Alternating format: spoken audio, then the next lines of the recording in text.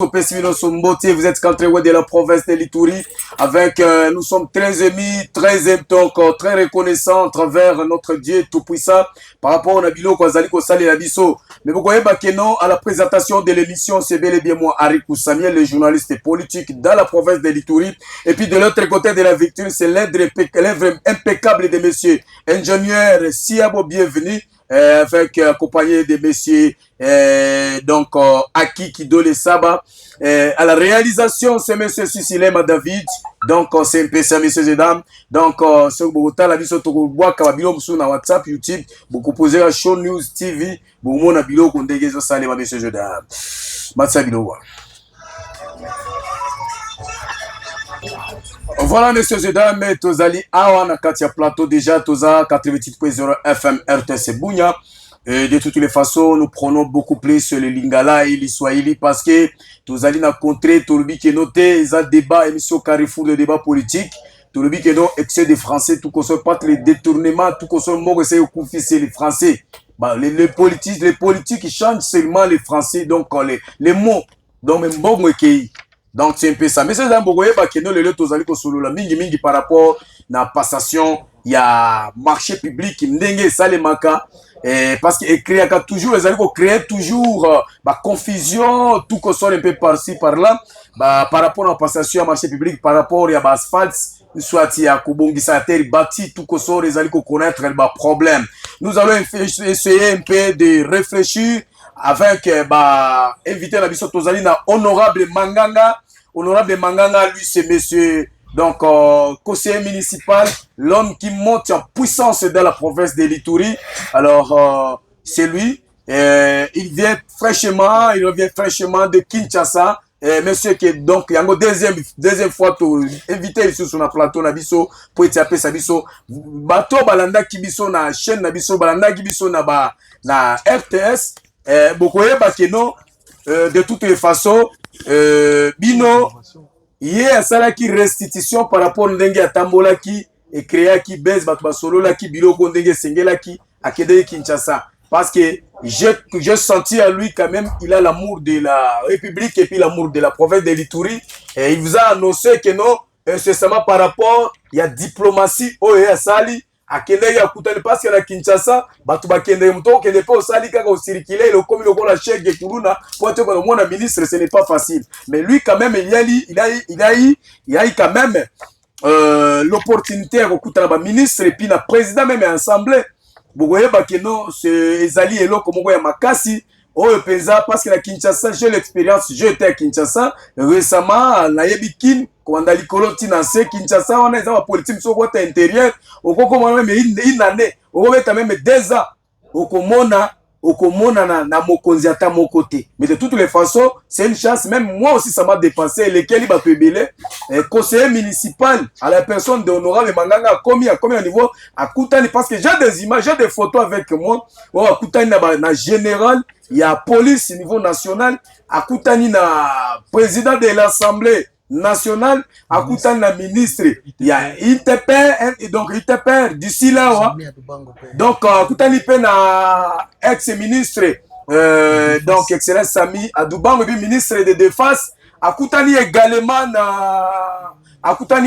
na nani na ministre ITP oyo anosaki bino la fois derrière que non d'ici là kozala ezali déjà par rapport à mutu ezali koleka parce que tout le monde même la statue na ngabo mona ki que non totia ki la fali balasser oyo babengi yango contrat balasser officiellement travail il y a Good News balasser yango ezalaki société par exemple Good News ba chose pareil ndenge na yokaki mais de toutes les façons ezalaki soki les traite bato bepesa la polémique na kati ya réseaux sociaux tout côté bato s'attendre mais après c'est là parce que nous apprenons que non il paraîtrait qu'il y a une délégation oyo babimaki awa bakomaki na Kinshasa pour être bakende kosala signature il y a Good News mais de toutes les façons bato mosusu bakomi koloba ke non ezalaki par rapport ministre ITP ministre oyo akotisika ayebi nano te eloko batiaki na table tout koso apparemment que c'est ça qui a fait que non abloqué nano biloko il faut tala malamu parce que na kati ya makambo ya passation de contrat ezalaka matata makala prison makala ezali wana na kati ya passation de contrat ezala problème ezalaka ebele alors de toutes les façons messieurs et dames bokoyeba ke non yango tokoyeba ndenge ya kosolola parce que bato basepelaki honorable Manganga zali na Kinshasa et puis ainsi que les autres na onosaki bino que parce que na tiaki na statut na ngai à travers le travail il y a monsieur chef de l'état excellence Félix Tshilombo azali kotika iturité. Nous devons reconnaître ngai oyo ayebi ata elongi na ngai te ayebi ngai te, mais nous devons dire quand même celui-là parmi les chefs de l'état quand même azali kotia missionnaire dans la province de l'Ituri, parce que mutu azalaka 100% mabe te, mutu akozala mabe na ye pe mutu akozala malamu na ye. De toutes les façons, en matière de développement, vraiment nous devons accepter ce monsieur. Il a tourné son caméra vers l'Ituri et particulièrement dans la ville de Bunia. Mais bon, on a que nous biso totinda kabana mingi ba Lubumbashi ba Kinshasa tout koso. Mais de toutes les façons, on m'a dit mia wa kiko tanga école aux malamu, ils ont appris ba conditions ba critères. Mais quand même cette fois-ci, tozali na université exceptionnelle. Les universités modernes, les universités de la ville, na 4 RDC. Il faut quand même ton Nima, ton Lobakango. D'ici là, les universités, ils ont un sincère. Vous voyez, honorable à Lobaki encore, la fois dernière. Ils ont une université, ils ont un sincère. Oh, toujours depuis au botama qui paie au coup, au koufa, au tiers comme on a sincère que la vie na.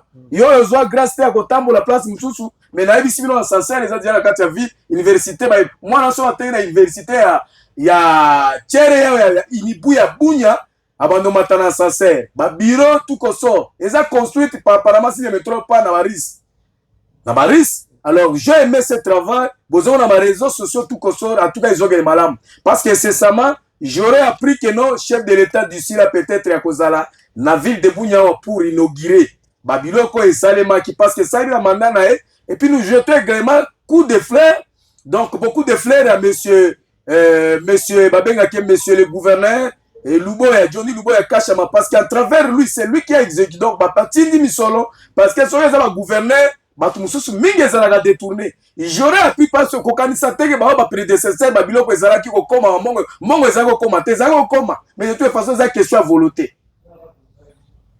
Parce que wana de yato kotala ezalaki une époque ya gouverneur, ezalaki une époque par exemple ya Tshisekedi. C'est un peu ça. Tolingi wa musala par exemple ya bongo ya université ekosila ya kate, wana même muto ko remplacer université na yaki n'est pas ni nae. C'est ça ba bilan nae. Mais de toutes les façons to ba na solo là parce que yé nazolinga nati ya nanu oyo promesse chef de l'état et moko alaka tuna maagi lors de campagne. Mais lelo tango ekomi ke tango ya kopesa ba passation à marché ba mbutu ezokoma. Il faut respecter ba norme parce que à travers ba passation makala ezawana. Ba marché à gré ezali ba bilo mo ezala occasionnel to ko ba ndenge ko solo la pe ko manyola na bango ba ko limbola biloko na ndenge ezali. Chef de l'état solo la ki na magi na sali recherche na zui biloko wana oh ya lobaki président de la République excellence on le rappelle. Alobaki ki bakotia goudron ko ta commande ay koleka Bunya tie ko maagi RN27 ya général effectivement yango déjà comme certain il faut financement wana déjà batala ka critère batala ka biloko nyoso batala ba critère est-ce que mutu wana koki asengeli ke yazwa marché wana parce que il faut za l'entreprise za makoki za pe na mbongo nayo par exemple il faut za la 300 millions il faut quand même za mbongo nayo préfinancement gouvernement ko zongisa. Pe kozala malamu ke no tango babiloko bongo ekomi bana mboka bako travailler. C'est ça ce qui prime parce que moi c'est la population ou rien. Alors bokoyeba ke no ezala qui déjà mes démarches ezali à court, ezali ba signer mais ezali par rapport à la passation à marché. Tu vas venir raisonner. Qu'est-ce qui bloque? On va réfléchir par rapport na biloko wana. Bokoyeba pe par rapport à Nzela, même société civile par rapport à Nzela, zali ko déplorer toujours. Boyebi ke Nzela oyo RN27 soki kangani. Nous dépendons même tozali ko collaborer na Kinshasa, non na Uganda pardon par rapport dans le cadre ya commerce, monde de l'affaire, ba commerçant ba ke négocier la vitae kuna tout ko so les autres Nzela oyo bazala asphalté.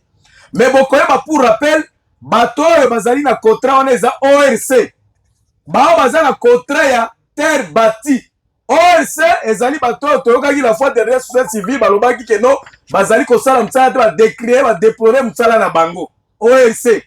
D'ailleurs peut-être na cause appel na contrat wana bango basignaki na gouvernement provincial. Je dis bien que naza na contrat ORC basignaki na gouvernement provincial par contrat par 1 kilomètre bazofuta bango bato ORC 10 000 dollars par kilomètre. Kilomètre wana osali yango parce que kobima ezali ti na maagi eza biloko moko 180 km.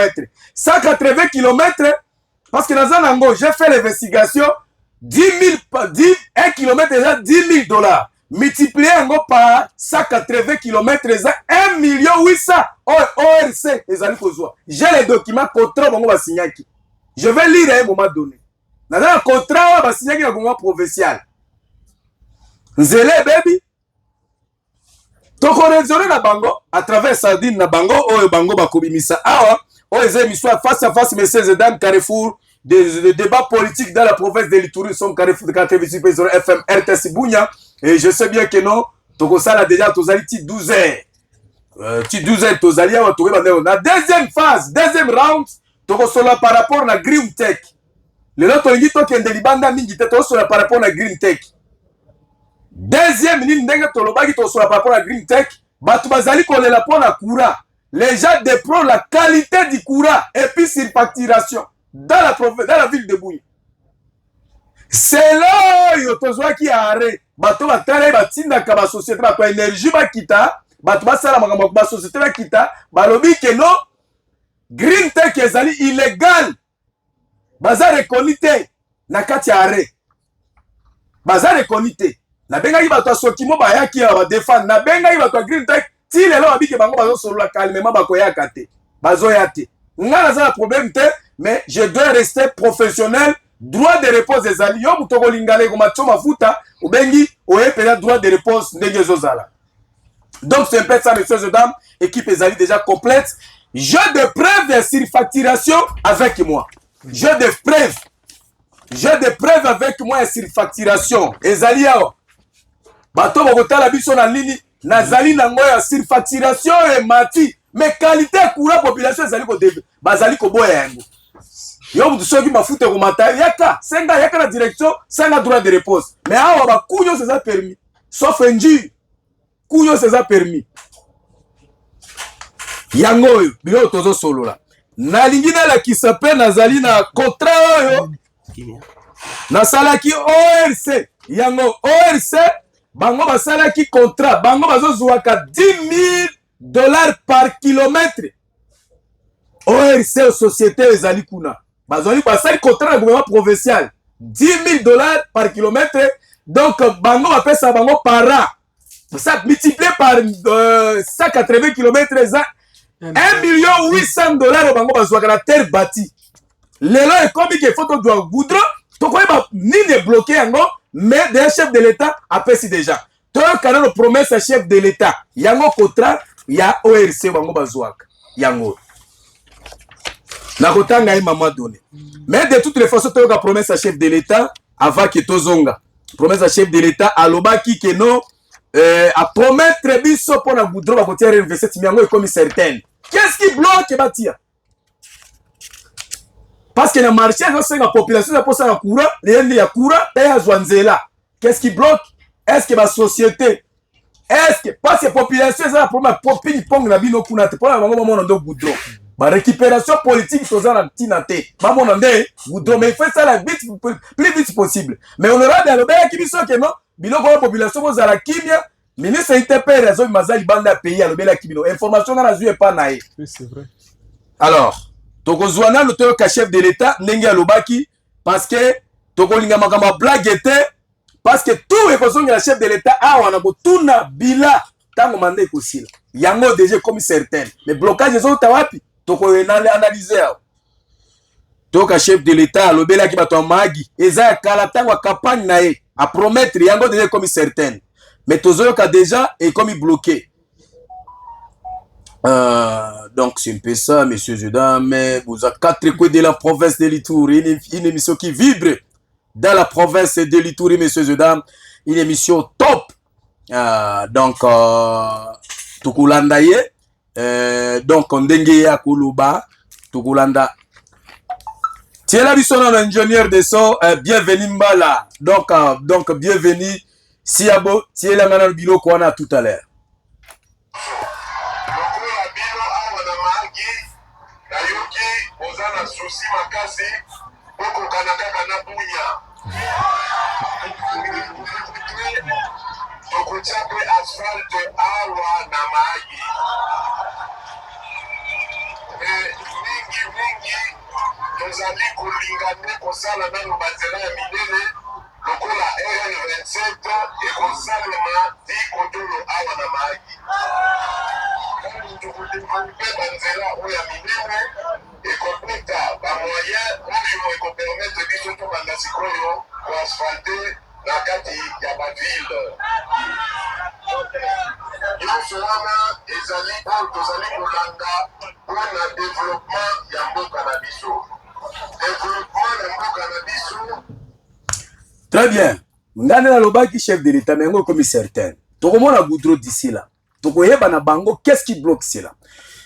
Tela ngana no société civile solo la kibilo par rapport na ORC. Donc bango ndenge bazali wana. Article 9, je l'ai lu.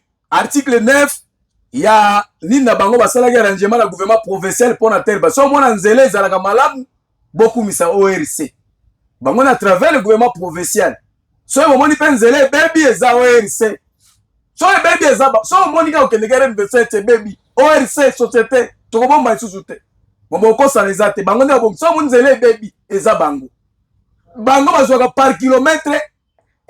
Donc, par kilomètre, je répète, $10,000 multiplié par 180, et ça y est 1,8 million bazouaka. Vous allez à Kuna Ndengeni Boko Milangai. Oh, bah, pesa bango. Alors, et l'obini n'attend à Souka, et l'obini du financement. Article 9, il y a arrangement à Bango, gouvernement provincial et ORC. Les travaux sont financés par le gouvernement provincial à travers notamment la taxe de péage route à réseau de 70% à la société de ORC. Il sera installé 3 postes de péage électronique, notamment à Ouguro, territoire de Mahagi, Fataki, en territoire de Ndjougou et Muzipela. Faut mzanzela tsana. Soye baby ezabango. Bazana contrat. Balobi que non, en cas de financement du gouvernement de la République ou de l'un de ces bailleurs bilatéraux, ce financement devra prendre en compte le remboursement de travaux déjà réalisés et certifiés par la province de l'Ituri. Alors déjà, je pense que sur l'interprétation, il y a un contrat au niveau national et comme il faut moderniser route. Tout le monde a si quoi, ce mamouezan Denis.